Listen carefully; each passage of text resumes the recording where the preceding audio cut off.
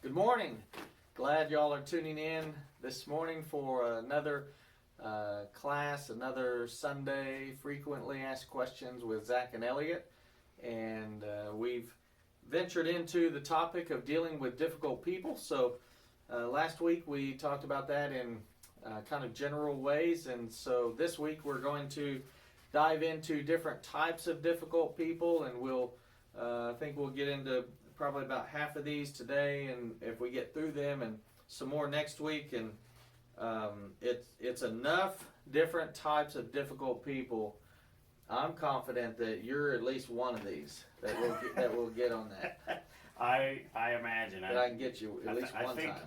I think we can safely say that we have, at least if we are not always one thing, we have been these at different times. But I appreciate your nitpicking attitude. Right. To find out that I've got problems. Yeah, nitpickers. That's the first one. Hey, what do you know? Yeah, how about that?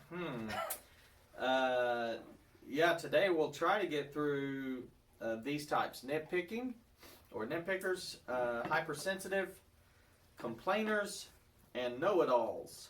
So those will be kind of the first four that we tackle. And so let's get in. Real quick, I would say if you had a strong feeling and a sense of, well, none of those apply to me, and wanted to just shut this off thinking it doesn't apply, that is a strong urge. You probably need to go ahead and listen through this. Yeah, you're definitely one of these, or prideful. We'll make up one next week for you yeah. We'll get everybody before we're done. That's for sure. So, but nitpickers, if you've been around people like this, that can be a challenge, because they just at times they tend to look for faults.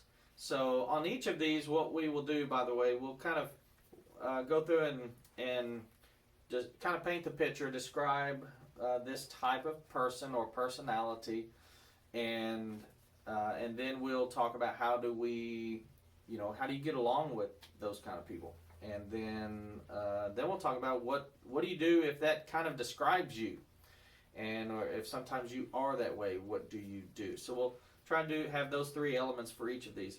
So nitpickers, they don't so much give credit for things. They tend to find what's missing, or what else could have been done, or that was great, but you could have done this.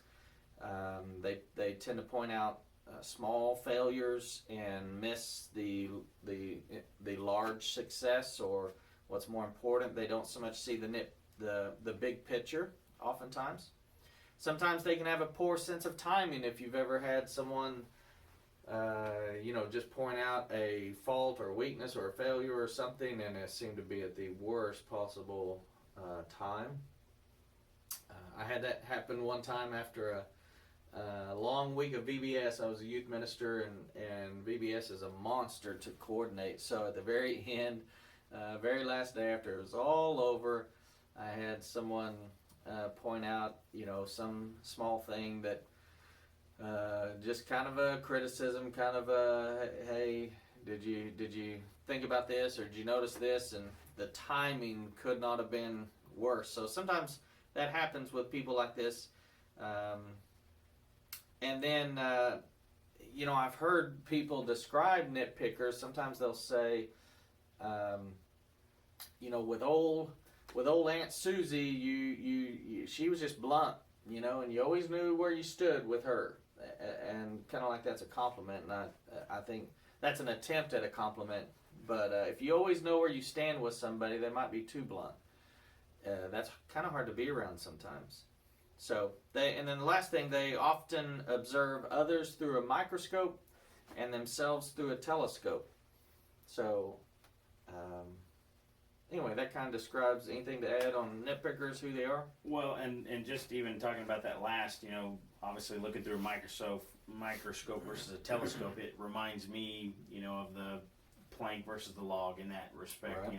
We're focusing really intently on them, and we're looking far out with us, nearsighted versus farsighted. But one of the things for a nitpicker, it can often be a situation where they feel like if they paint a worse picture of you or of someone else or whoever, then it might make them look better.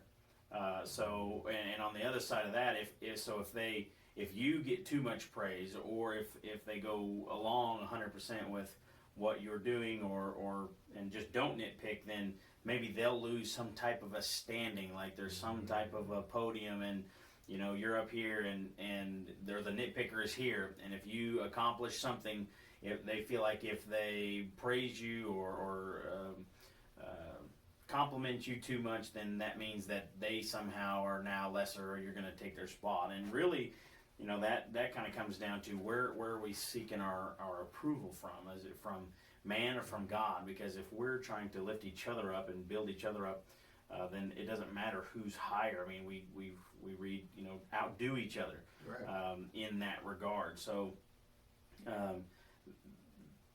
it's very easy to take what a nitpicker says as, for those people that really want to do good, it means a lot, to them, hearing that, and they start thinking bad of themselves, when really you have to understand, who is that coming from?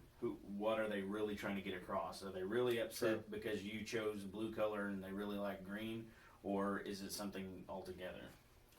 Yeah, it can be difficult, and really this person we're kind of talking about, if you're dealing with them, then you're dealing with a person who tends to be critical.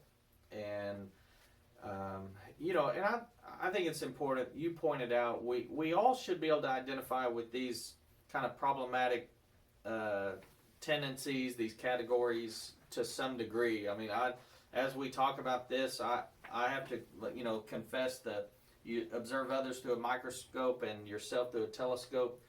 I think spouses probably do that, husbands and wives. I tend to see what my wife and kids are doing that is frustrating, and see that clearly, and I don't tend to analyze what do I do that's frustrating others. So anyway, you can probably identify with all these in some way, but nitpickers are critical. So getting into how do you get along with them, how do you deal with them, one thing is to listen. James 1:19 says, "Dear brothers, take note of this. Everyone should be quick to listen." And if a nitpicker is being critical of you and they're talking to you, at least they're talking to you and not behind your back. So it's an odd thing, but if someone's complaining to you about you, hey, at least they're telling me. At least they're not, at the moment talking behind my back. So listen to them. And if they're nitpicking someone else and they're being critical of others, then keep in mind it's good to look for an opportunity to encourage them to go talk to that person. And so you can always drop in somewhere there, hey, have you thought about going to that person and talking to them? And then number 2 is a big one to me. So if you're dealing with a nitpicker and they're criticizing you, if they are right about what they're saying, this one's hard for me. If someone's criticizing me and they're right, it's hard for me to acknowledge it, especially if they're not doing it in a real kind way. It's hard for me to say, that's actually right, because I'm defensive. I want to argue, so that's a humility thing. If you're dealing with someone who's presenting the right message, but in a bad way, try to have the humility to overlook their tactlessness and admit if what they're saying is true and accurate. Going even back to that other one, it as far as whether they're picking at you, if they're picking at someone else, it's kind of a fine line there. I mean, we're called to bear with one another, and so if they've got something that they're really genuinely dealing with, the point I wanted to make is chances are, if you're having to decide, well, I don't know if they're really nitpicking or if they're just venting, or if it's that close and you're trying to figure out, like, you're talking frequency, how often are they doing it? Has this become a habit? They just like to nitpick at other people with you. If you're having to question and really look, chances are it lean more on the side of this is a constant thing. This is a problem, because sometimes if someone's got one issue, I don't know that you would obviously label them as a nitpicker. They come one time, True. If they're looking for help, it also depends on what's the purpose. Are they trying to get to a solution, or they just want to use you as a sounding board for them just nitpicking? Right. Yep. A couple other reminders. Proverbs 15 verse 1 says, "A gentle answer turns away wrath."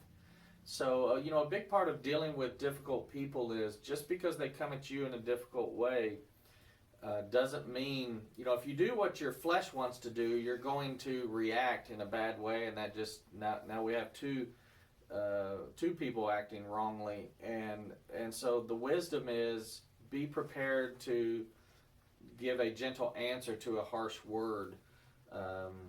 And then Ephesians 4:32 says, "Be kind and compassionate." So it's important with difficult people to look beyond their obnoxious, what they're presenting that's obnoxious to you. Look beyond that and see the humanness behind it. So like you said earlier, with a nitpicker, a lot of times they may tend to nitpick you because that helps them kind of compensate for themselves or feel a little better themselves. And if they can see and point out faults in others, then since they have faults, anyway, just a lot of times, people, for example, a prideful person may be very, very insecure, deep down, and so it helps to be able to have some compassion, look beyond what's offensive about a person to see their humanity. And one more thing is to take some time to evaluate what they've said. I think it's good to take criticism from people and go, and even though it was hurtful at the time, later go settle down, calm down, maybe the next day or two, and kind of weed through what they've said. And I've had people criticize me that I felt like were just kind of critical people, and so it was always good if I could later take what they said and kind of calm down about it, and then weed through it, and whatever was actually true, like, okay, that's a fair point, then I try to apply that, try to grow from that, and the rest, throw it out. So And that's where we can, it teaches us as well. I mean, and you can apply some of those types of actions even to other types of people, but learning to how you are to react. So we can sit here and nitpick how a nitpicker nitpicks. I feel like there's a woodchuck joke in here somewhere. Right. But we can sit there and do that, but also, we are called to act a certain way. Right. With difficult people. We talked about that last week, and so it's a good, even like you said, learning how to legitimately take what they've said, find what may be legitimate, and then weed out the rest. I mean, even with any type of difficult person, being able to weed through the physical and find out what spiritually can we accomplish through this. What can I do? Even if it's, I cannot talk to them, I can't approach them, but I can work through prayer for this situation. That can be applied to different types. Absolutely. So what if you are, as we're talking about a person who tends to be critical, what if that describes you, and you, incidentally, I don't mean to label these in a way that's really derogatory. So if this describes you, try not to take offense at the term that we've, just to apply to this personality type. But what if that's you? What if you tend to be a nitpicker? What can you do? So, one idea is to confide in a good friend, someone that loves you unconditionally. It's always good it takes some bravery to do this, but to ask someone that's close to you that you care about, hey, do I tend to come across too critical, or however you want to ask them, but that's a good way to get some feedback about how you come across to people. It's always a challenge. I can see how people come across to me, but I can't really evaluate how I come across. So we're all that way. And then another great tip, if you tend to be a nitpicker, is to train yourself to point out positive things about a situation or people before you correct. That I will say one thing on that. I was thinking about I think sometimes we can be labeled as a nitpicker and not even know it, and obviously it seems, well, that seems obvious, but we don't realize we're doing it, because I will say, even for me, if we're going to be in confession mode, I may see something, I may watch someone put on, a production of this or whatever. We so quickly skim over, like we mentioned earlier, all of the achievements. It's not that they're unrecognizable. We just go, okay, yeah, that was really good, that was really good, that was really good. But we're the only ones going through that process where we've had a checklist in our brain about 10 different things that were great, and then we only verbalize, well, this is just and some may see it as, this is the only thing I'm pointing out that's wrong, but in your mind or to that person, you haven't identified and verbalized all the things that were right with the play, the production, the VBS, the show, the paper, the sermon, whatever. So it can come across that way, and you may be leaning on, this is the only thing I found wrong with it. But to that person, you didn't verbalize all the good things that you thought about it. Right. So the only thing that came out of your mouth was that negative. So you almost feel like you're trying to give a compliment almost. You come across as, hey, this, it's something small, and especially to the receiver, they're thinking, all that stuff that was good, and that's all you got to tell me is that this was a little bit off, or that, and so they don't understand how you internalize it, and you've already given them kudos, but you've only done it in your head. In your head, yeah, that's a good point. A reminder, if you tend to struggle with this, consider whether it's the right time, what you're trying to tell someone or point out, or you may be trying to give constructive criticism. Your heart is actually in the same place their heart is. You're trying to help. But consider the timing. Evaluate your motives first. I think this is a big one. That if you tend to be critical of others, it would be good for you to, spend some time about kind of analyzing yourself. Why do I do that? What is my motive for that? Am I really trying to help them, or do I kind of enjoy finding faults, and pointing them out in other people's lives? And if I enjoy that, why? Or do I need that? Those kind of things. And then definitely pray. Pray when you have the instinct to criticize, and try to let God and godliness be your guide for how to proceed when you want to say something negative. Okay, moving on. Let's get off of that one. Moving on. Hopefully we haven't lost anybody. Right. All you, if you tend to be a nitpicker, hang with us. We're past you now. The hypersensitive. If you tend to get offended easily, the hypersensitive tends to wear their feelings on their sleeve. They they feel like their feelings were hurt oftentimes. Happens a lot, happens easily, and their loved ones do it. Everyone, and people that really love and care about them, tend to hurt their feelings. That's the hypersensitive. And so how do you deal with someone like that is just, you walk on eggshells? Maybe you feel like you have to or need to walk on eggshells. You feel like you're apologizing all the time. So some tips for dealing with hypersensitive people, and sometimes I refer to these people as extra grace needed, and that just means they you need to be a little more careful around them. If you're too loose with how you say things, they're quick to be offended by it, and so be careful is kind of what I mean by extra grace needed. So number one, be quick to say I'm sorry if you're dealing with this person. If they were hurt by something you said, have the humility to apologize. It doesn't mean you're a bad person. It doesn't mean you're horrible. It doesn't cost you anything. I'm sorry. I didn't mean for that to offend you or hurt you.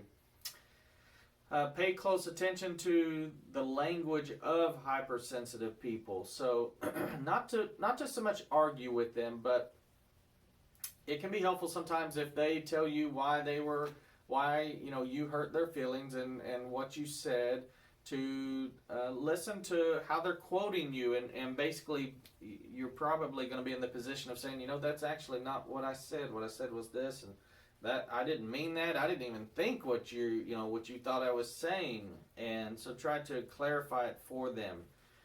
One point I'd like to make there is I still remember, it'll be 10 years in a few months, but over 10 years because we had the counseling beforehand, but we were actually, Becca and I were in counseling, the marriage counseling beforehand, just before we got a license. And honestly, I can say at the beginning it was like, well, we wanted to get a discount on the marriage license, but I still remember, we had a couple of exercises where you say one thing and then they have to stop and repeat it. Now, this is what it sounded like coming from you, and it's amazing how two different people can hear one phrase and with inflection and tone and what they just read a whole different sentence. And so I think about this here, you just being quick to say that, I did not say that's not what I meant. This is actually what I was, just trying to work to clarify it, instead of that hypersensitive person may take what you said, they may bottle it up and leave.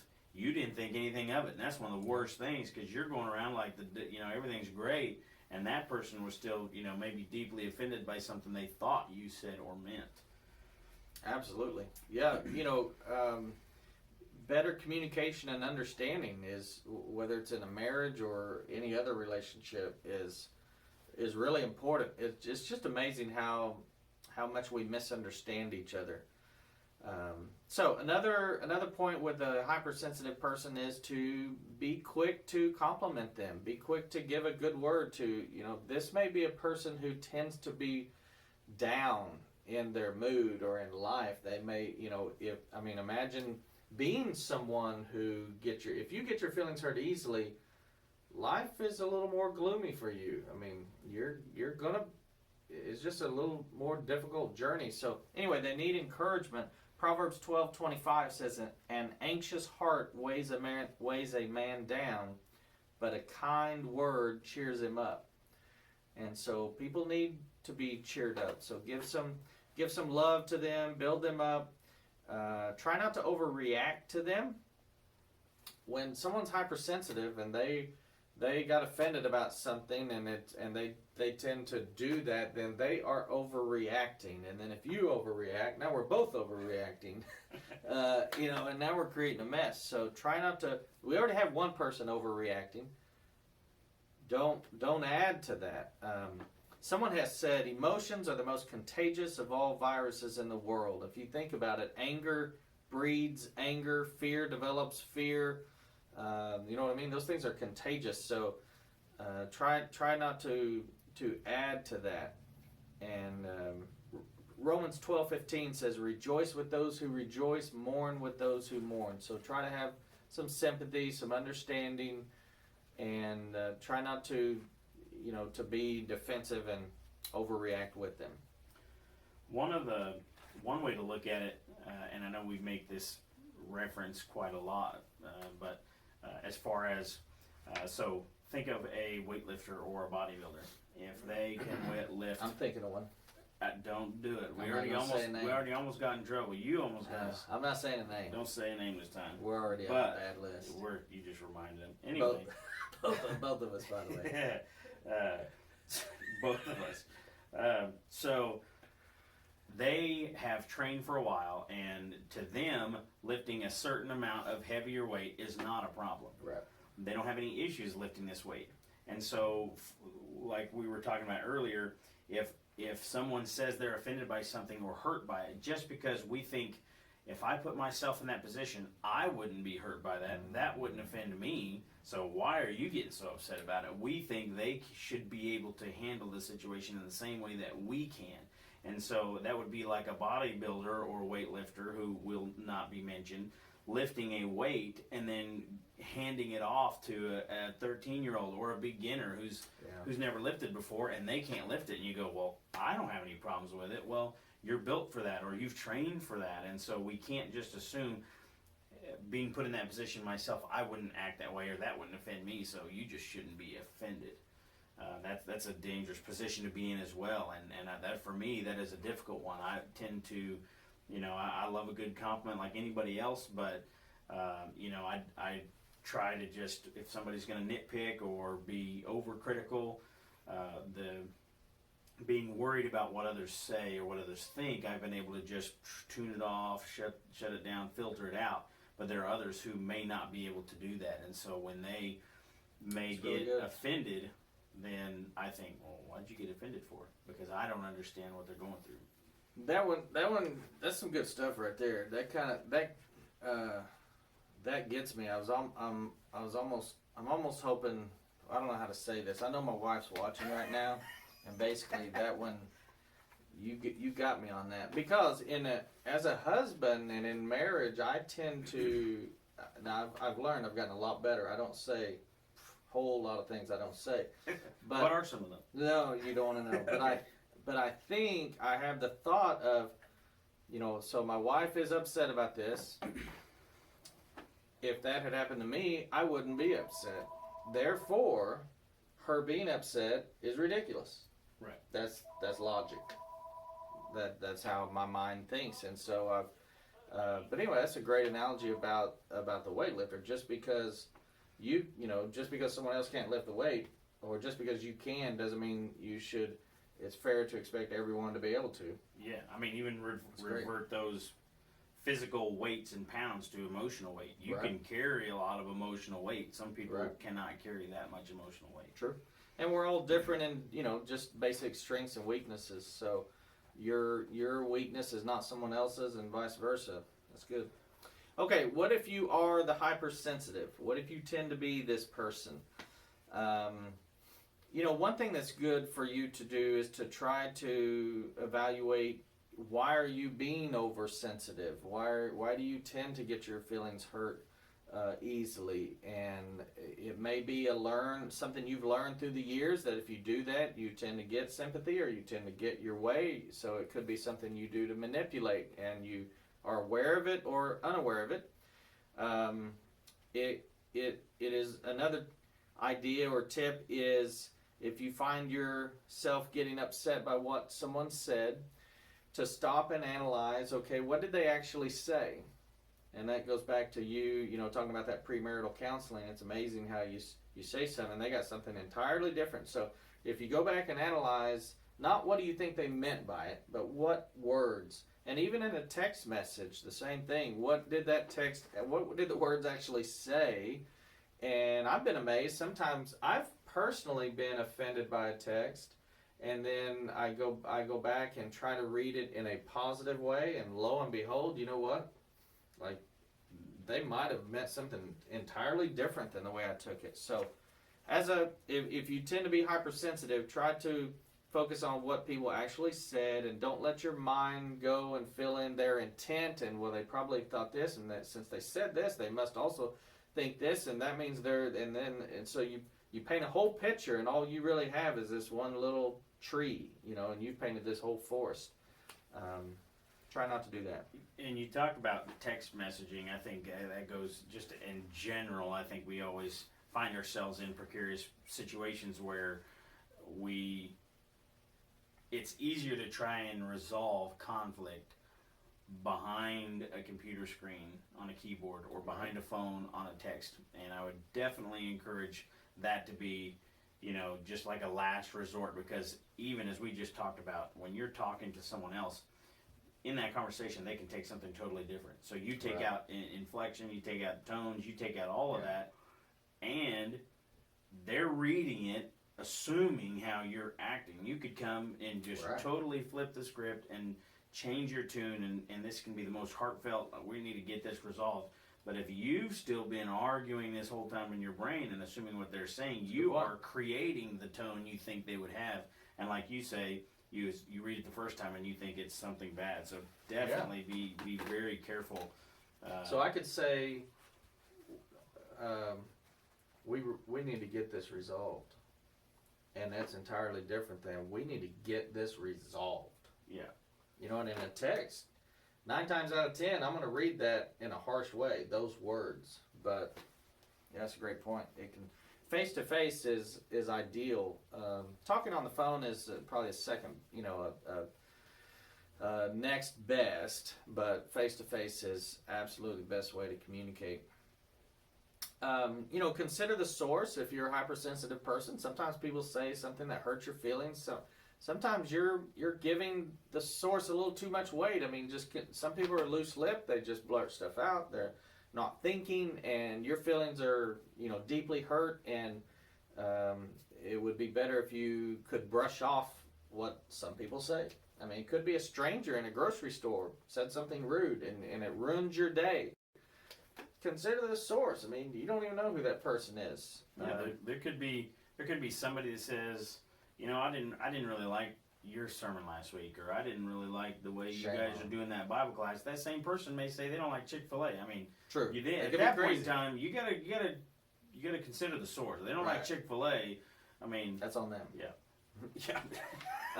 Nothing's gonna make them happy. No, that's right. And then if this tends to be something you struggle with, consider how much you may be contributing to it. In other words, maybe you wear your feelings on your sleeve too much. Maybe you're you know, halfway offended at all times. Kind of like a person struggling with anger. They're kind of rumbling, kind of a quiet rumble.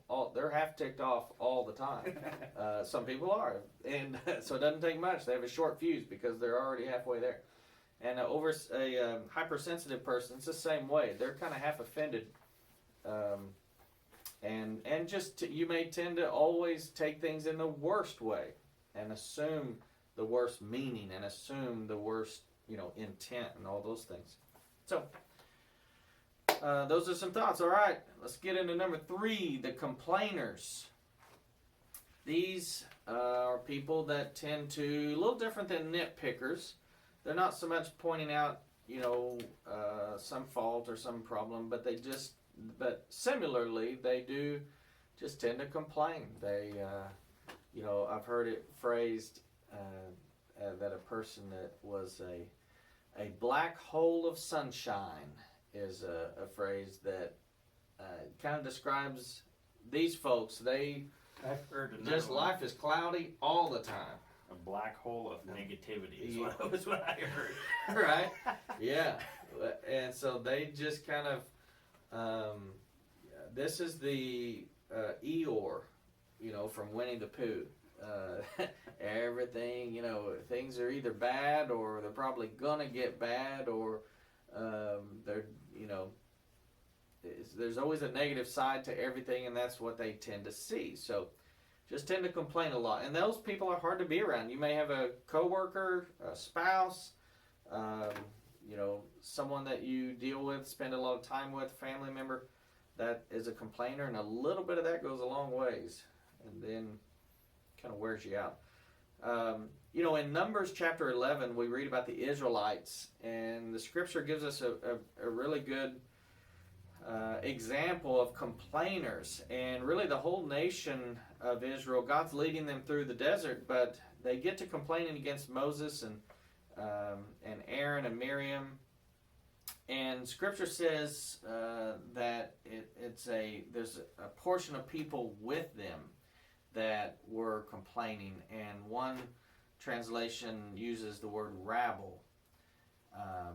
And so what the setting was, and the scenario was, as the Israelites came out of Egypt, that's verse 4. Now the rabble that was among them had a strong craving, and so they start complaining. The rabble were not the Israelites, but others that went with them. So they might have been Egyptians, they might have been slaves of other nationalities, but they are with them, and that subgroup kind of started the complaining, and then it infected the big group. So complaining is contagious. You know, one gets to complaining, and then, you know, boy, I didn't even think about that. Yeah, that is kind of ridiculous. Now it's growing, and that's kind of how this tends to be. But God was very displeased about that. And we learn from the story that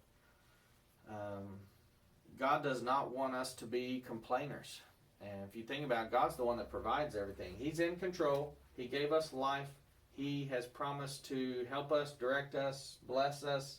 And when we complain, we might not be complaining to Him, but we are indirectly complaining about Him.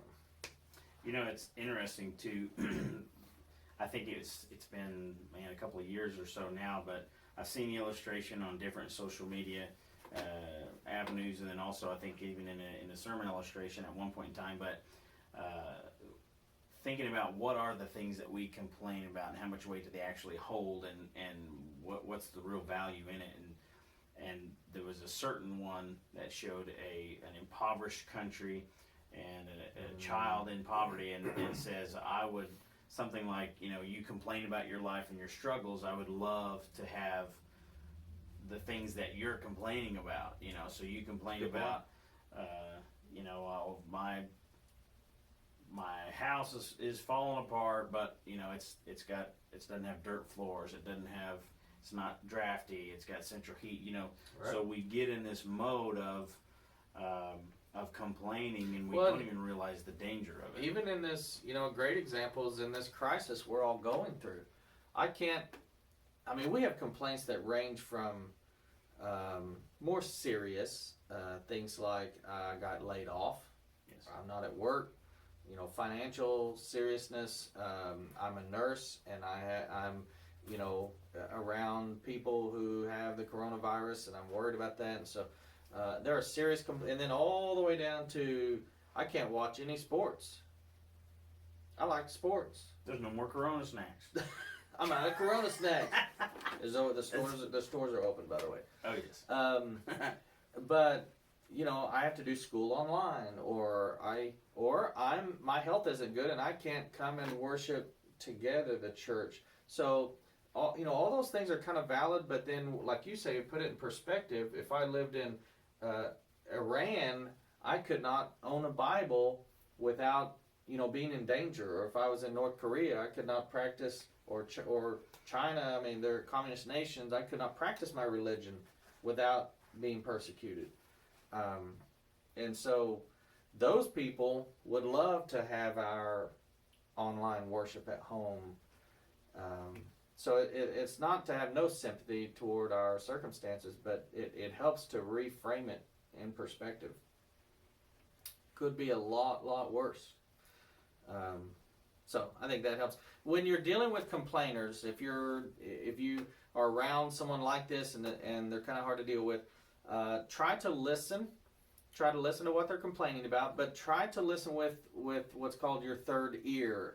Try to kind of see behind what is it they're really upset about. What are they bothered about? And people might be complaining about other people, and what they're really saying is, I feel neglected, or I feel mistreated, or unappreciated.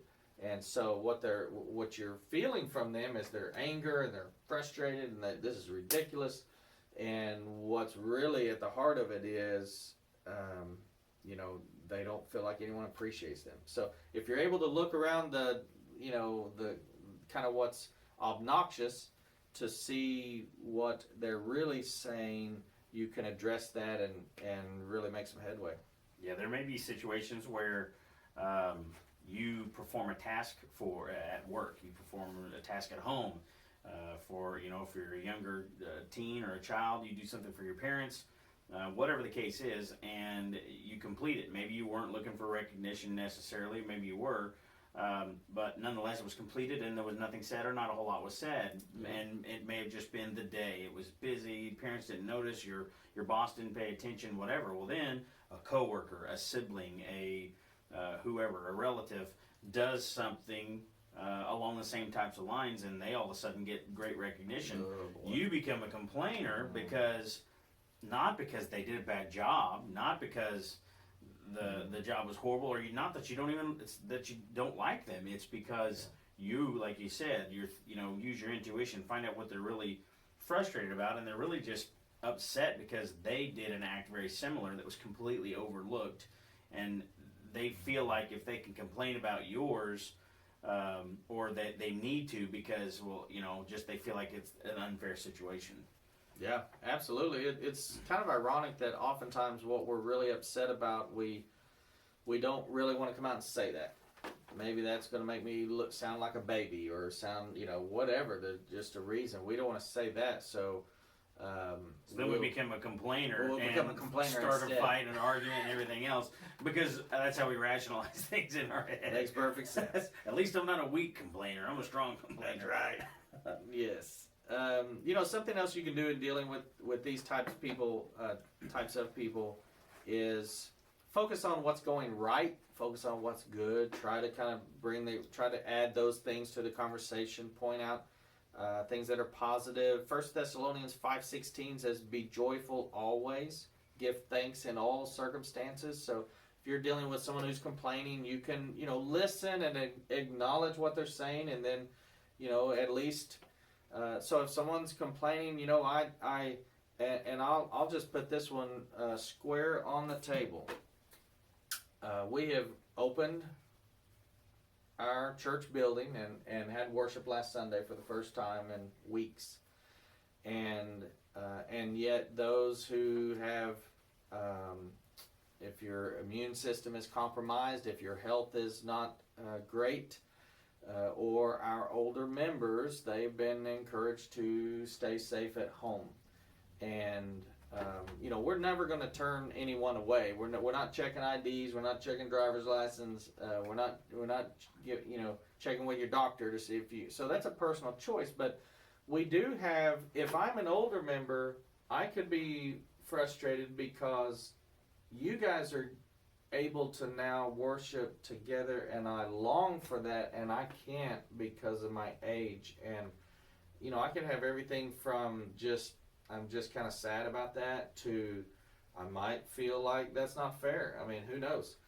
And so to listen to that, if someone's complaining about that, listen and have sympathy and acknowledge that, and then interject positive things. We still, the main thing is we still have a God that loves us.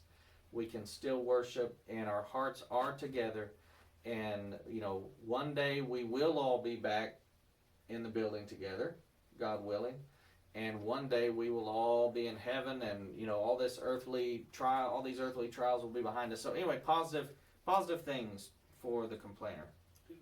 Also, just real quick, the complainer can seem like they are a very close relative to the nitpicker. And I will say another thing that is, you talked about emotions being one of the strongest or worst viruses, because anger, just brings about anger and so on and so forth.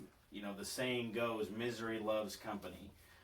If you are a complainer, we never said that, sin to the physical flesh doesn't feel good, or doing sometimes things going against God's will may physically feel good. And so it may feel good to complain, and especially to say, what do you think about that? And they go, I didn't like that either. Something about it, just being in agreement about a decision. You're both complaining together, like you're now picking sides, and at least I know I'm not by myself when I think this. So again, complainers or nitpickers, that type of personality, definitely refrain. Goes back to make sure you're not doing it behind the back. If you've got an issue with someone, go to that person. If you have that issue, don't try to find and recruit other people to complain with you. That's a difficult one, because it does feel good to. Absolutely, it is. Man, it is. It's tempting. It's contagious. And it grows from there. So real quick, we're running. We'll wrap this up in our last minute, but. If you tend to be a complainer, here's some quick tips for you. Watch yourself for when you're being negative, and force yourself to see the positive. Look at there's always a positive side to things. Romans 8:28 says, we know that in all things God works for the good. So remember that. That's always present. If we love God, whatever the negative in our life, God is working to bring good out of it. And if you're suffering, and if you're having to be patient with your walk with God, waiting for God's answer to prayer, all those kind of things, there's beauty in that, because you are honoring God. Consider it joy when you face trials. So there's positive in all aspects of negative. Evaluate yourself. Are you complaining about really small things in the scheme of life? They're small, but you're making them out to be big. And then lastly, focus on your life. There's always things to complain about around us, but I think it's helpful to focus on you do the right thing. God has never told us to make sure everyone else does the right thing. He tells us you personally follow God. You do what's right and try. Sometimes we need to try to tune out some things around us that we tend to complain about. So let's wrap it up there. Leave that there. We have some more to get to next time, and so look forward to that. But here in a few minutes, we'll have a broadcast and worship God together. So glad you've tuned in.